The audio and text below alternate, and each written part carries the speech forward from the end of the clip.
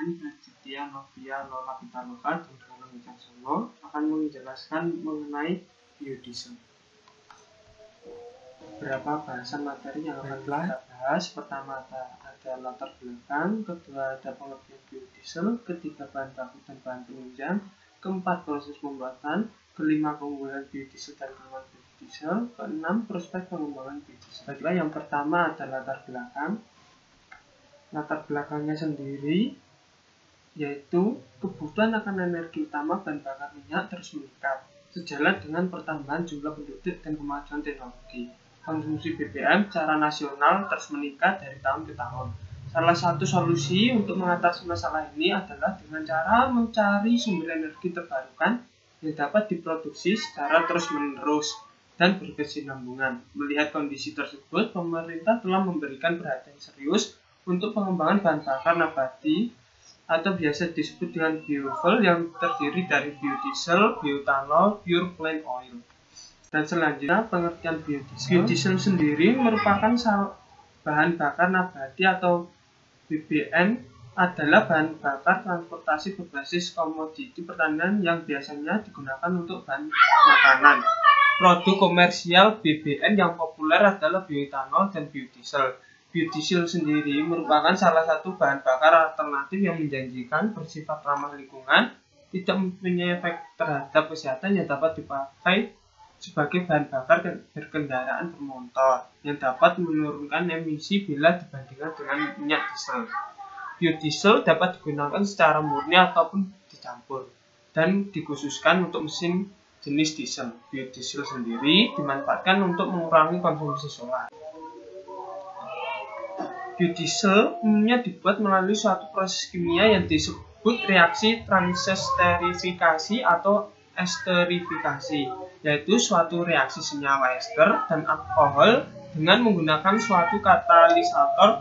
Biodiesel terbuat dari minyak nabati yang berasal dari sumber daya alam yang dapat diperbarui.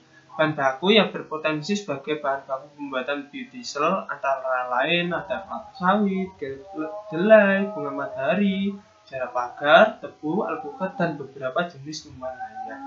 Selain minyak nabati, bahan baku juga bisa dari lemak hewani, lemak bakas, atau lemak daur ulang. Semua bahan baku ini mengandung trigliserida, asam lemak bebas, dan penjengat. Bahan baku dan bahan penunjangnya. Pertama ada minyak nabati yang merupakan bahan baku yang sangat potensial sebagai sumber biodiesel karena keberadaannya dapat diperbarui. Minyak nabati yang digunakan harus dengan kadar asam lemak bebas yang rendah. Contohnya minyak nabati yang digunakan dalam produksi biodiesel antara lain ada minyak kelapa sawit, minyak jarak. Dari ketiga bahan tersebut, kelapa sawit ini menghasilkan minyak nabati paling tinggi, yaitu sekitar 5.950 liter per AH per tahun. Sedangkan kelapa 2.685 liter per HA per tahun dan biji jarak sebesar 1.892 liter per HA per tahun. Bahan baku penunjangnya adalah ada alkohol. Alkohol ini digunakan sebagai bereaksi untuk minyak nabati dan metanol, tetapi dapat juga etanol, isopropanol, dan butil. Perlu diperhatikan kandungan air dalam alkohol tersebut. Kandungan air yang tinggi akan menghasilkan biodiesel dengan kualitas rendah karena kandungan sabun, asam lemak besar, dan trigliseridanya tinggi. Dalam proses pembuatan biodiesel dibutuhkan katalis. Katalis ini diperlukan karena alkohol itu larut dalam minyak, sehingga katalisator yang digunakan umumnya bersifat basa kuat, yaitu seperti NaOH, KOH, dan natrium metoksida. Katalisator ini dipilih tergantung pada minyak nabati yang digunakan. Selanjutnya ada proses pembuatan. Pada proses pembuatan ini ada reaksi transesterifikasi minyak nabati dalam pembuatan biodiesel. Secara garis besarnya adalah sebagai berikut. Yang pertama, minyak nabati direaksikan dengan metanol melalui reaksi transesterifikasi menghasilkan gliserin, metil stearat, dan metil oleat.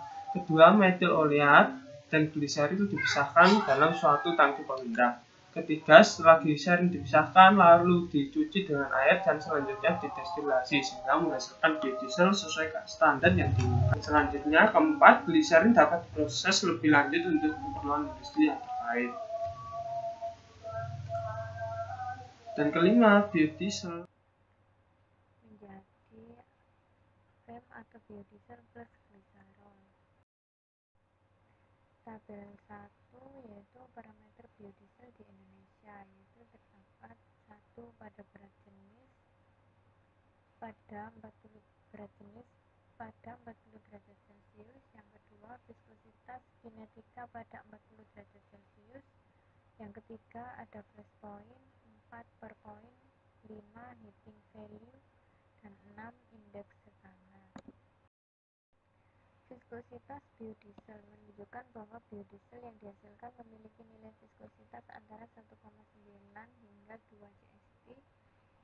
Nilai ini tidak jauh berbeda dengan viskositas biodiesel yang diperoleh dari dengan pemberian panas secara konvensional yang dilaporkan oleh Sinaga 2014, yaitu 1,65 sampai 1,85 CST. Nilai viskositas biodiesel dalam penelitian ini masih lebih rendah dibandingkan nilai viskositas yang dipersyaratkan SNI. Ada massa jenis biodiesel, yaitu standar massa jenis biodiesel yang diperbolehkan oleh SNI berkisar 0,85 sampai 0,9 gram per mililiter. Berdasarkan standar massa jenis untuk biodiesel tersebut, maka biodiesel yang dihasilkan pada penelitian ini memenuhi standar. Biodiesel yang dihasilkan memiliki massa jenis 0,87 sampai 0,88 gram per mililiter. Hasil ini tidak berbeda dengan massa jenis biodiesel yang dihasilkan dari reaksi konvensional. Massa jenis biodiesel yang diperoleh konvensional pada rasio molar yang sama berkisar pada 0,85 sampai 0,826 gram per mililiter. Biodiesel juga mempunyai keunggulan dan kelemahan. Keunggulan biodiesel yaitu angka cetana tinggi, lebih besar dari 50, makin tinggi bilangan cetana, makin cepat pembakaran dan makin baik efisiensi termodinamisnya.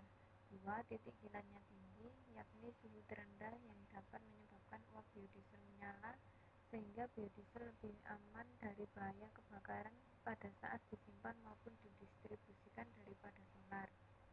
Yang ketiga, tidak mengandung sulfur dan benzena, maka mempunyai sifat karsinogen serta dapat diuraikan secara alami. Yang keempat, menambah pelumasan mesin yang lebih baik daripada solar sehingga memperpanjang umur pemakaian mesin. Yang kelima, mudah dicampur dengan solar biasa dalam berbagai komposisi dan tidak memerlukan modifikasi mesin apapun. Yang keenam, mengurangi secara signifikan asap hitam dari gas buang mesin diesel, walaupun penambahan biodiesel ke dalam solar hanya 5-10%. Kelemahan biodiesel yaitu 1. Minyak nabati mempunyai viskositas 20 kali lebih tinggi dari bahan bakar diesel fosil sehingga mempengaruhi atomisasi bahan bakar dalam ruang bakar motor diesel. Yang kedua, atomisasi yang kurang baik akan menurunkan daya atau tenaga mesin dan pembakaran mesin menjadi tidak sempurna. Karena itu, viskositas minyak nabati perlu diturunkan melalui proses transesterifikasi metil ester nabati.